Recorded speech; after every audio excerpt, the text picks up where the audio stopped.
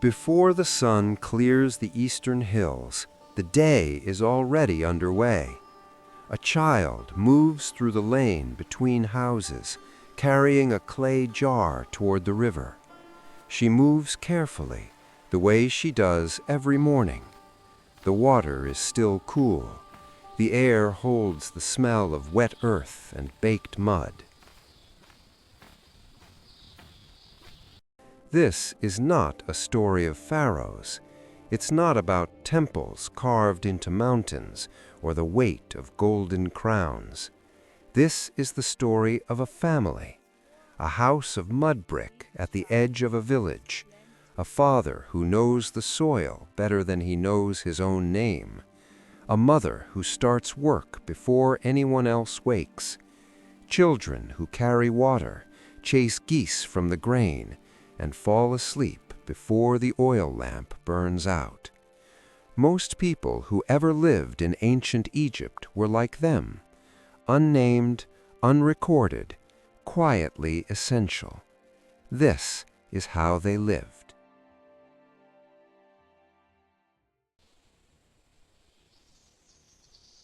The Egypt we imagine is often made of stone, pyramids, obelisks, temple columns reaching toward the sky.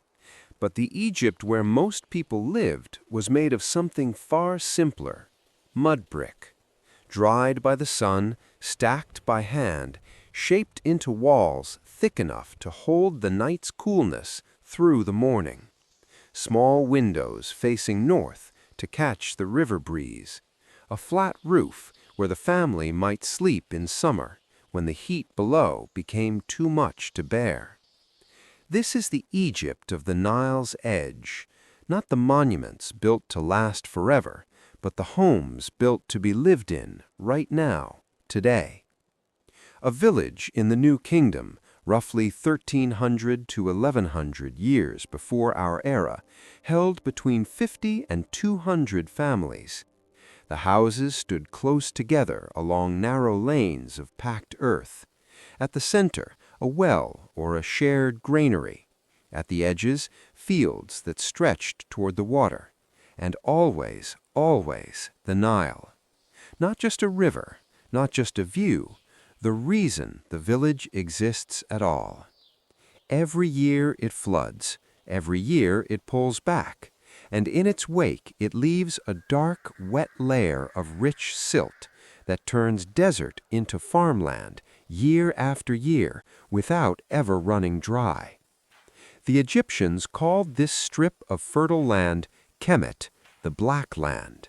Everything else was Deshret, the Red Land, the desert. And between those two worlds, an entire civilization found its rhythm.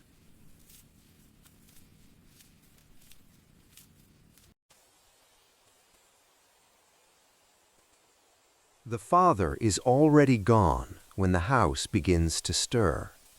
He is what the Egyptians called a fellah, a farmer. The land he works does not belong to him. It belongs technically to the crown, or to a temple, or to a local noble. But he knows that soil better than any document ever could. He knows where the earth holds moisture longest. He knows which section floods too deep to plant. He knows how the barley comes in thin near the eastern edge and how to adjust for it. His plot is small, perhaps 2 or 3 aruras, the ancient Egyptian unit of measurement, roughly the size you could work in a day. He grows barley, emmer wheat, some flax, enough to pay what's owed in grain taxes, to store what's needed for the year, and, if the flood was generous and the season was kind, perhaps a small surplus to trade. He uses a wooden hoe, occasionally a simple plow, if the family is lucky enough to have an ox or share one with a neighbor. He sows the seed by hand, walking his rows, scattering grain the way his father taught him, the way his father's father taught before that. Meanwhile, back in the house, the morning is beginning. his wife wakes to the silence that comes just before dawn. She is the first sound the house makes, the rhythmic scrape of stone against stone, wheat ground against a flat saddle quern, worn smooth by years of this same motion. Bread is not a side dish in Egypt. It is the meal, the foundation of every table, rich or poor. The flour she makes will be mixed with water and yeast, because the Egyptians were among the first people in the world to understand fermentation, to let the bread rise before baking. The loaves are shaped by hand and placed in a clay oven or flat against heated stone. By the time the light reaches the lane outside, there is already bread. The children eat quickly. There is work waiting. A daughter, old enough to balance a jar on her head without thinking about it, heads toward the river. This is not a chore she was told to do this morning. It is simply what mornings are. A younger son scatters birds from the grain with a sling and a shout. Another tends the goats before the heat rises. Even the small ones have a task. Even the smallest task has its place in the rhythm of the day. The day in Egypt has a shape.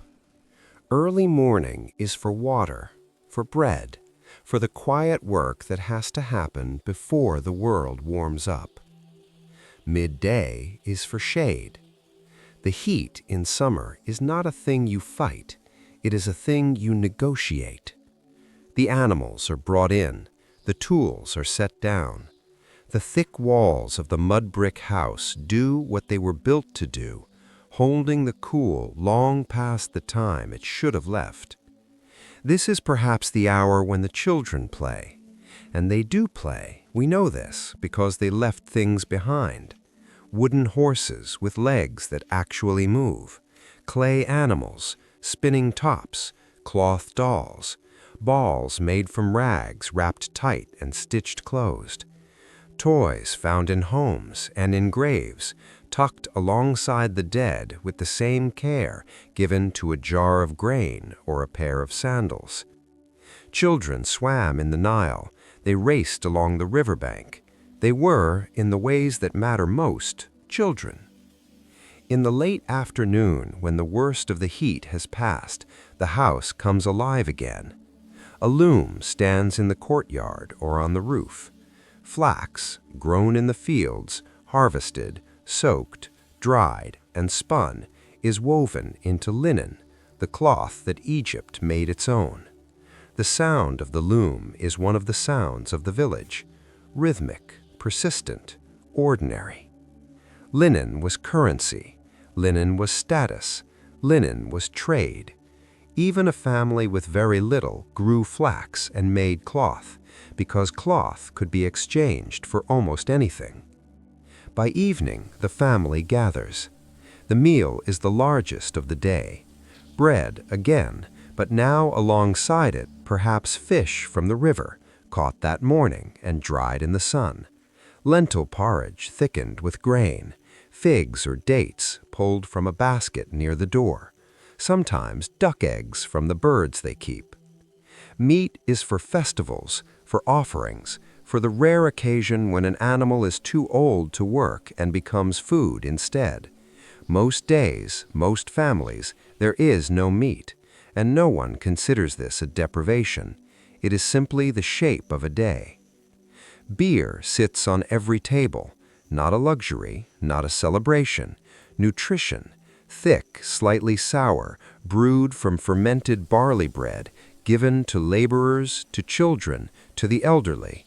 Part of the daily ration, the way bread is, part of what keeps a body working in the heat. We know the details of these rations.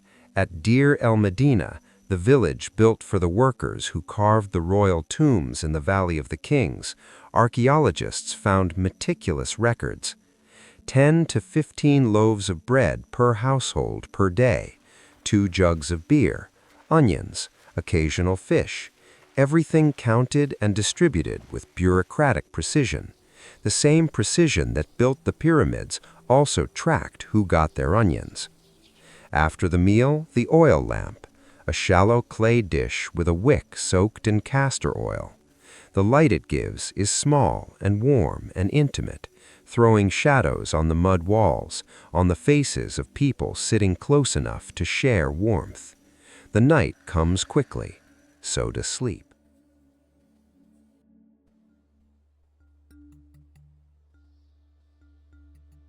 In the corner of almost every Egyptian home, there was a small shrine.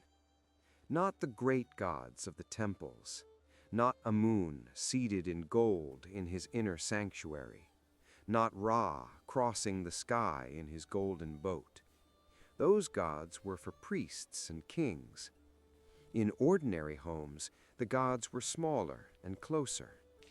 Bes, a dwarf with a lion's mane and a wide open mouth, not frightening but protective, the guardian of the threshold, the defender of sleeping children, the one painted on the walls near a birth room. Taweret, a hippopotamus standing upright, with the body of a pregnant woman and the claws of a lion, absurd and terrifying and entirely reassuring to anyone about to give birth. Amulets were everywhere, the eye of Horus worn at the throat, small faience figures, bright blue-green and cool to the touch, tucked into clothing, given to a child before a journey, pressed into the hand of someone who was ill. Religion was not a place you went, it was the texture of every hour. A prayer murmured over the grinding stone, a small offering of bread left at the household altar before the family ate, a name given to a new child that called on a god to protect what was most loved. And underneath all of it, the awareness of death. Infant mortality was real and present. Illnesses came without warning.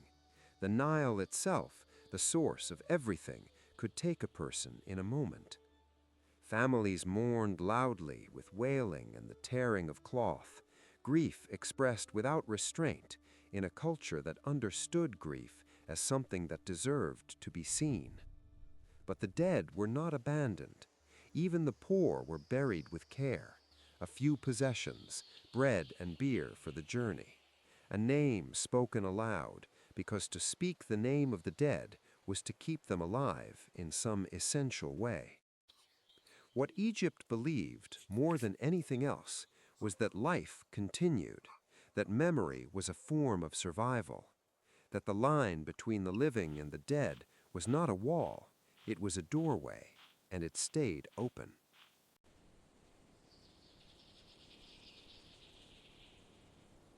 We know these things because they left things behind. At Deir el-Medina, the artisans' village outside the Valley of the Kings, archaeologists found thousands of written fragments, pieces of broken pottery used as scratch paper, smooth limestone flakes covered in ink, letters between family members, grocery lists, court records from neighborhood disputes, love poems written in the same hand that carved hieroglyphs into royal tomb walls. One letter from a son to his father mentions that he is well, that the harvest was difficult, and that he misses home. Another document records a formal complaint between neighbors over a stolen pig. At Kahun, a town built for the workers who constructed the pyramid of Senuseret II, archaeologists found children's toys abandoned inside houses, wooden figures, a cloth ball left in a corner, things set down in haste and never returned for. These objects don't explain everything, but they carry something that facts alone cannot. They carry the weight of ordinariness, the evidence that people worried about the same things, hoped for similar things, loved what was close to them, and left behind, in their absence, the shape of a life. 3,000 years away, and the distance is not what it seemed. For this family, and for the millions like them who lived along the Nile across 3,000 years of history, life was made of repeated gestures. Water collected before the sun rises, bread made before the heat arrives, fields tended with patience that doesn't need to be explained, children fed, watched, sent off into the day, an oil lamp burning until the last person falls asleep. The seasons passed. The Nile flooded and receded and flooded again. The grain grew. The bread was made. The jar was carried back from the river by a child who didn't think of it as history. She was simply going to the river, the way she always did, the way tomorrow she would do again. They didn't know they would become history. They were simply living.